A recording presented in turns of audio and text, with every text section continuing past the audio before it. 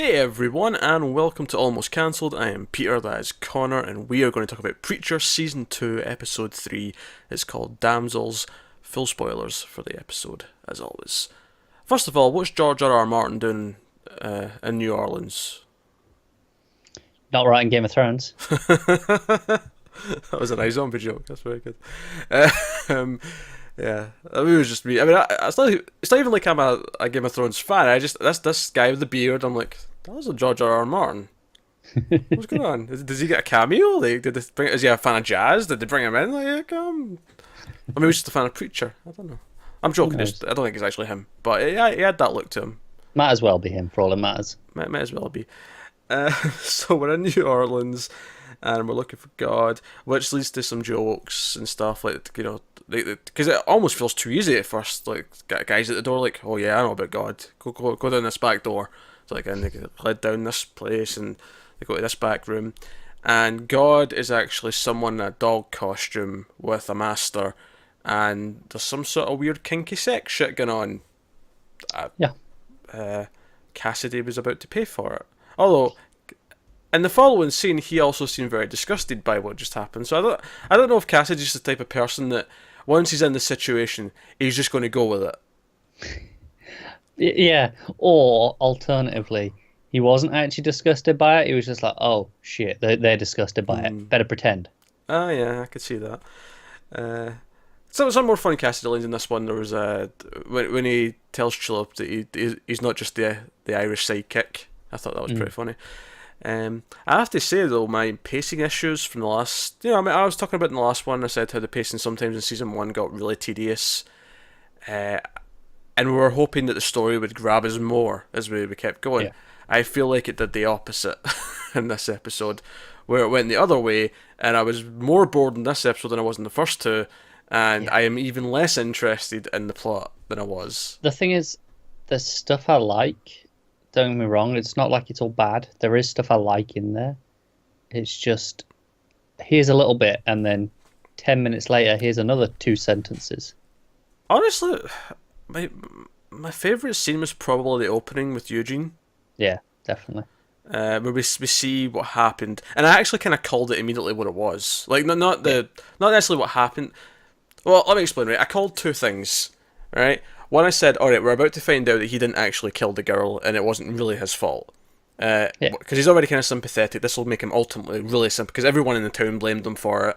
This will make him super sympathetic. So I guess that it was going to, maybe not exactly what happened, but at least it was going to twist it so that it wasn't his fault. So I got that. But immediately, as soon as I saw him riding the bike, I went, alright, this isn't actually the memory. This is the memory playing on repeat in hell, because he has to relive it over and over again. Well, that's it, because we've seen that already, as that's how hell works. Exactly, we've seen it with Santa Killers. So I immediately got that as soon as he was riding the bike, because obviously that's where he's meant to be. So it's maybe not a big guess on my part, but like, Yeah, well, I mean, it could have been a flashback, to be fair, but Yeah, this it show could has have never done that. It's had no reason to just throw in a flashback now to Eugene. It would have felt really strange. I will say I will give this show credit. It manages to make humor out of scenes that otherwise would never be a funny scene. Like a teenager committing suicide would 99.999% of the time never be funny. It's only funny when you have them trying to shovel their brains back into their head. But this scene was well.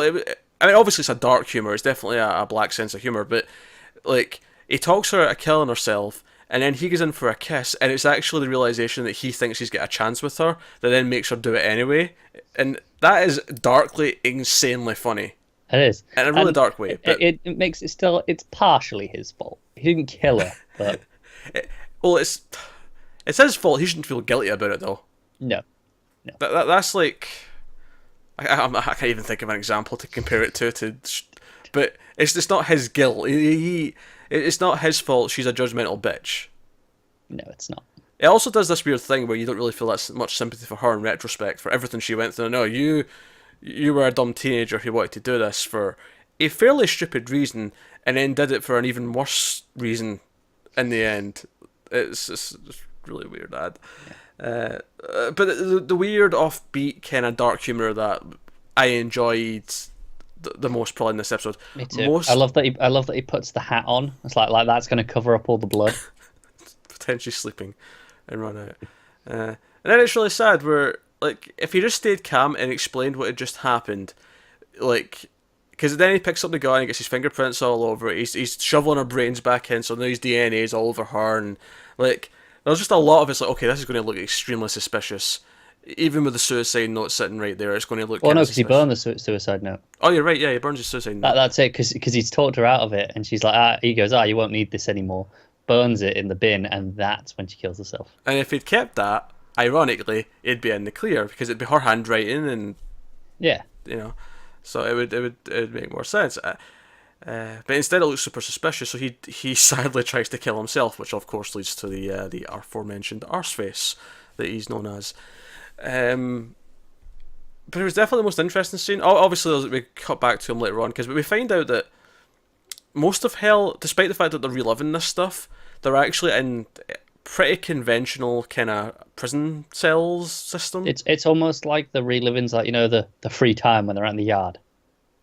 It's almost like, all right, you go out or like, when they do the labor, it's like, right, you go out, you relive your memories, But it's come back worse. to your cell. Yeah. Because I feel like in actual prison, you look forward to time outside, even if you are doing something menial task. You get a bit of fresh air. It's better than your cell. Whereas here, I feel like the time in the cell is probably preferable. Do you know what is strange about this version of Hell?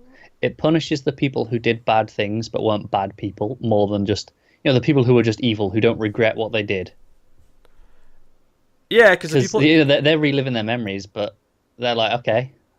Yeah, they don't regret it, so it won't make them feel as bad. Because obviously we see Hitler at the end. He's walking out and he comes across Hitler just to remind us, just in case we weren't sure that he was in hell. There's Hitler. Yeah. So we're in New Orleans for most of the episode, and I've got to be honest, most of this plot did very little for me.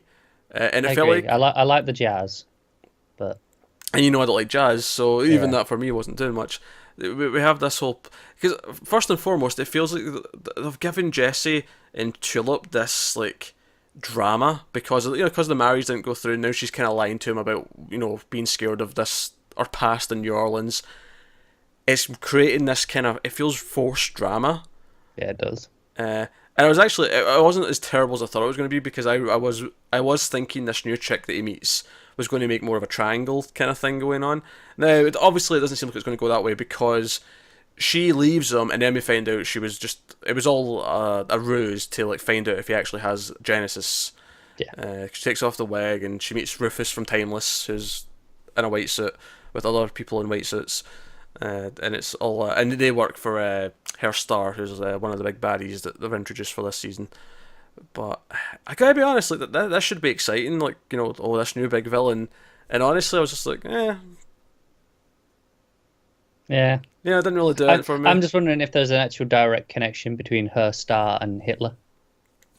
Oh, you think he's working for Hitler from beyond the grave or something like that? Oh well, maybe. Never know. Gets his Ouija board out at night and talks to old Adolf. Maybe. I mean, yeah, like the most likely reason they showed us Hitler is just to confirm, this is hell. But didn't really need that, did we? Well, I think it's an ongoing thing. I think we're getting more of him next week and stuff. So I think it's not just that they're confirming it's hell; they're setting him up for. Right. So I'm assuming that's going to at some point that's going to intersect with the life stuff. Possibly, it may just be Eugene's plot though in hell before he gets out. Yeah, it could do. It could just be Eugene's story. Like, what's he going through? How does he get out of hell? And part of that's who he meets in there, and who he meets in there is Hitler. I wonder if they do it like how like a lot of prisons, like the Night of springs to mind. How it was a show about how does the prison system change a person? All right, you think they're going to go through this story where Arseface actually becomes a bit of a villain? Yeah, could be interesting. Just by nature of hanging around with the worst people in history. If anything, that would make you look at your own memories and go, you know what, I wasn't that bad. That was worse. You'd think. A girl kind of shot herself over me, but it wasn't like she was mean to her. It's not like he drove her to suicide. Because typically, if you say someone drove someone to suicide, it's because they're horrible people and they make them. He was the nice one. He was the trusted friend. You make them depressed. You make them feel alienated, and you emotionally abuse them. That typically is what leads to someone causing a suicide. In this case, he was a good person who tried to show his affection, in like the most innocent and sweet way possible, and she blew out her own brains because she's a stuck-up bitch. She's like, oh God, no, can't take this. That was one step too far. Oh, yeah, I will say this. I've never quite had that rejection where the girl just tries to blow her brains out. So I've got that going. That's nice. And succeeds.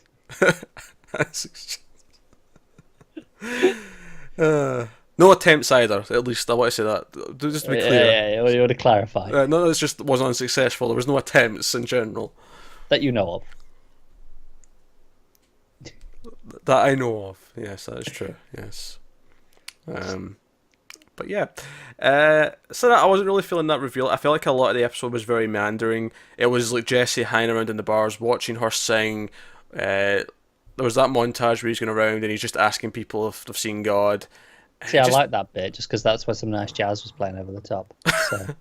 Well, fine, but from a excitement perspective, it was kind of it was pretty dull. It just kind of felt like it was plodding. That's how I would describe most of this episode. It was dull. Cassidy takes Tulip to Dennis. They're all going to be staying there at his place. I do remember Dennis from the comics. At least I think it's the character I'm thinking of. And I do know how, at least if they stick to the comics, I know how his story is going to end up. Although I don't remember him being, like, personality-wise, I don't remember him being like this. He seems strange. He talks in French. He's like, basically goes, it kind of seems like he tells them to piss off, but then they come in anyway. I mean, I could be completely misremembering the character of the comics, but I remember him being more sort of pleasant to them. So but the opposite of this. Yeah, I could be wrong though. It's been a long time, folks. So if you've read the book and you're like, what?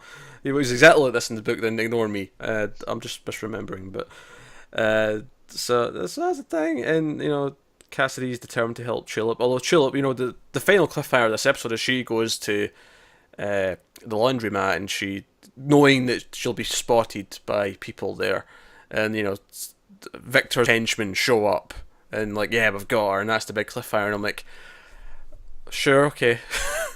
Let's say it felt like, well, obviously this was coming because we've been building this all episode, so it felt like that shouldn't have been. That's not a final moment thing, is it? Well, here's the thing. It could be like I started thinking about how would this work in another show that I typically pulls off these moments well. Like how, and I think the journey would be, if this was a big moment, if this felt like a big moment, it would be because the story of the episode was her realizing she had to face her past, and that could be a good story. Like I think of other shows where characters have to go through this arc, but it didn't really feel like that was a thing that happened. Instead, it felt more like she just resigned to it because she's like, I can't be bothered with this.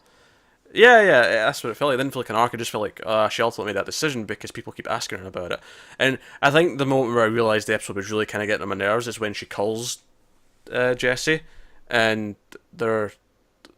Yeah, I really don't get that. She has a go at him because he's like, yeah, what'd you phone me for? I'm out working. If you don't want to help, fine, but I'm doing it.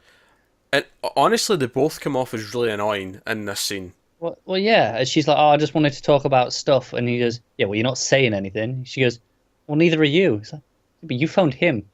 Well, that's the thing. When she says, I just want to talk about stuff, at that point, I'm like, okay, I'm kind of on her side to a point here because she clearly feels bad about their interactions over the last day, and she's calling to make some small talk to make themselves feel better about it and sort of patch things up.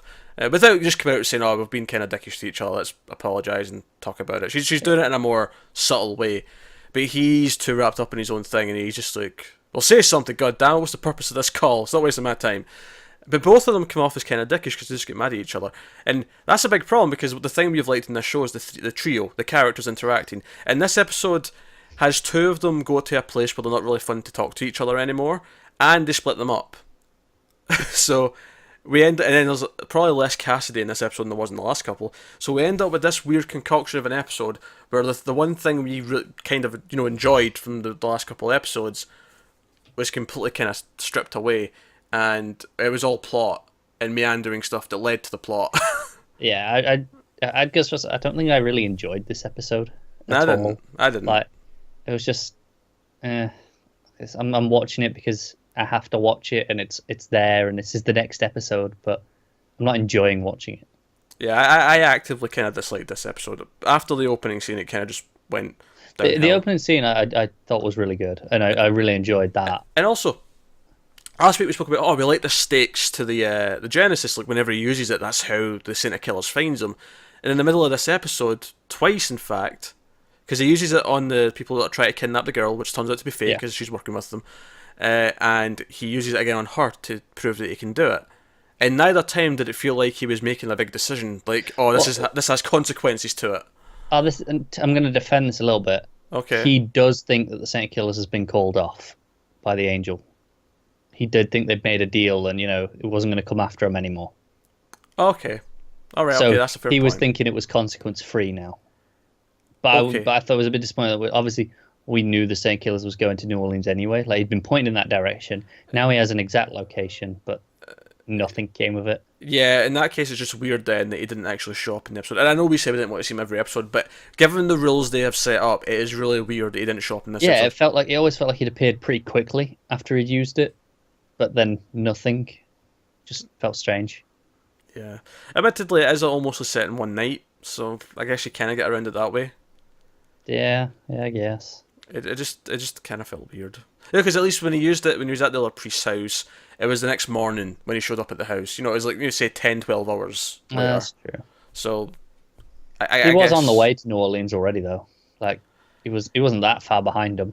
that's true. I feel like we could probably argue this all. And Yeah, not that we actually care enough that we're arguing with each other, just that we could argue both sides of it yeah. all I, day. I think ultimately it boils down to that they haven't been clear enough as to what the rules here are. No, I think what it boils down to is that we were so kind of bored by the episode that we thought, oh, this has to have the Santa Killers showing up to make things exciting again, and then it never did. So it Uh, feels especially disappointing. I want him to come in and blow some people up. Uh, because that's the thing. The trio, which was mostly kind of taken away from as this episode, were what we were liking. And then the other thing we were liking from the first two was how they were handling the Santa Killers as like a sort of Terminator type villain who was always coming and they always treated it with such menace and sort of power, and that was missing as well in this episode. And instead, like Herstar, he's got files on him, and then someone else called Pig. Uh, which I'm sure fans of the comics, 'cause I've only read the first like 12 issues or whatever. I'm sure fans of the comics will maybe pick something that's coming later that's Yeah, exciting. meant nothing to me. Yeah, It was clearly like obvious so that everyone can read it. It was like, okay, we want you to know that this is a thing. yeah, But I yeah, was like, cool, something called Pig. yeah. Pig's going to be a thing. But no, I mean, ultimately, I didn't really enjoy this episode. Me either.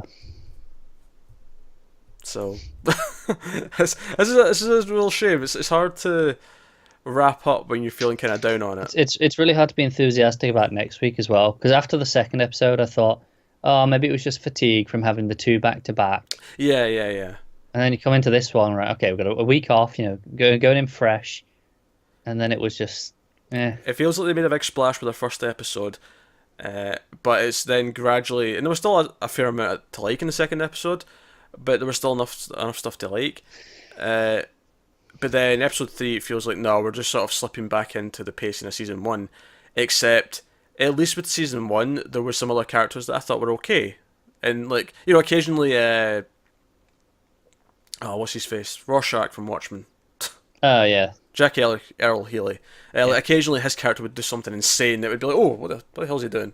And it would be like a jolt to the system. Like there was at least things like that with the other characters. yeah. It's really strange because I keep hearing how this season's it's sticking to the comics now, whereas last season was all prequel material, and this just feels like surely like you if you're adapting something, it should be tighter than this. There's no excuses at that point. You should be going right. We've got things to follow now. We're not because last season you go, oh, maybe they're just spinning wheels because they're waiting to get to the actual story. I can say this for sure from what I do remember of the book. I do not remember it feeling like the pace like came to a grinding halt. I remember it being very well paced. I always felt like it was moving. It never felt like this. This feels like it is meandering. At least this episode does. It felt like not enough happened in the 40 plus minutes. It felt like it was. And I feel that's really strange that once you've got the stuff to adapt, you should be able to go, right, now we got the exact material, we can tighten this up, we can, go full steam ahead. We're not having to tread water and wait. Unfortunately, I think it's just I think this maybe just confirms that the writing team behind it are just not up to scratch. just aren't capable of it, or that this is their fault rather than what we maybe presumed. Oh, the first season's suffering because of X, Y, and Z. It could just be because that's Because the they're not good quality. enough. Yeah, Yeah, it's just the quality of their writing, or yeah. the showrunner's quality, or whatever. Like, Whoever to blame, it's definitely coming from the writing though. It's definitely in the scripts. yeah, direction. Like I There's say, nothing in the direction that could have really fixed this, oh other no, no. without being particularly showy and doing some really inventive No, stuff. and like we said, like when they've had stuff like Saint of Killers, the stuff in Hell last season, like there's been good direction. Yeah, When it's like been called upon to be interesting. Uh, but like I remember season one not getting kind of rough in terms of pacing until the second half. yeah, it was definitely about halfway through. So I'm actually really worried that this season's feeling like this in episode The three. the only potential saving grace is that it's a reverse, where whether they're like they're treading water now. They're going right. Okay, we're setting up the plot. We're doing little bits, but then once it gets going, it gets going. But I feel like I'm being hopeful there, and I'm just being optimistic. The question is though, do we make it to the second half of the season? It's a good question. Because if I feel the same way about episode four that I felt about three, I think we're probably done. I think we probably are because I don't think that we'd have that much more to say on the show. Obviously, we've said a lot of the complaints here that we thought were Yeah, just from before, and we thought we might be fixed. But if these complaints are here again in episode 4, I think at that point it's fair to assume it's just going to be consistent. because the sad truth is that after this episode, I'm really not looking forward to watching next week's. No, me neither. It's going to feel like a bit of a chore. Now I'm going to say we'll do it next week because I don't want to just after one. I mean, it's kind of slipping into it, so it's not just one episode, but I don't want to just drop it after this one because I feel like we did all season one, we should give it a proper chance to kind of thingy. But so we'll do next week's. But honestly, at this point, it's feeling like it'll might be a bit of a chore to get through. But hopefully it surprises. Hopefully it kind of wins us back. But next week's kind of its last hurrah. So that is the warning that next week could very well be our last Preacher review. I think we said that last week as well, though. I think I did, but it was more half-hearted. It was last week. It was just kind of like, we'll see how we feel after next week, and it wasn't like I didn't actually dislike the episode the way I disliked this one. This one, I actively did not like it. The more I think about it, the less I like it as well. Like while I was watching it, I wasn't enjoying it, but I was kind of like, this is fine. But actually thinking about it, I'm going, no, it wasn't fine. It wasn't good. Yeah, I mean, I hate to just call something boring because it feels like a really lazy. Because people who typically aren't very good at criticizing things like to just say, "Oh, something was boring," but ultimately that's what the pacing in this is doing to it. It's making it feel really boring. Yeah, and it just shouldn't. Exactly, it shouldn't. I mean, it's a show with a lot of crazy, wacky things happens, and this was an episode without a lot of crazy, wacky things. You had the dog god thing, and you had the opening scene, but that was about it. That was literally it. After that, nothing So, until Hitler, I guess. and honestly, that is actually a legitimate complaint about the show is that we shouldn't even be thinking about it on those terms. Like, think of other shows. We don't say, "Oh, well, it's kind of meandering," but then you have the one or two spicy moments that elevate it. No. Typically, we should enjoy the scenes between those moments as well, and we don't typically do. Yeah, I'm noticing as well. It always feels to be the start of the episode that has the big like. So the first episode was the car chase. Then the second episode it was the Saint Killers. This episode you had the hell, and then after they all hit a point maybe 10 minutes or so in, where it's like, okay, it's downhill from here. We had our big opening. We're going to slow down, and that's it till the next episode. But then it does the same thing again. Yeah, I'm starting to feel that pattern. Oh well, so sorry if that was. If you're enjoying the show, then by all means enjoy the show. Power to you, but obviously we're starting to struggle a little bit with it. So let us know what you thought of the episode in the comments below. Like, subscribe, all that stuff. Get us on Twitter, mail_fuzz for channel updates. If you want to support the channel, head over to patreon.com/mailfuzztv. Check out some of the bonuses over there. But otherwise, guys, that is us. So thank you once again for watching. Keep watching TV. We'll see you next time. Have you got any vanilla?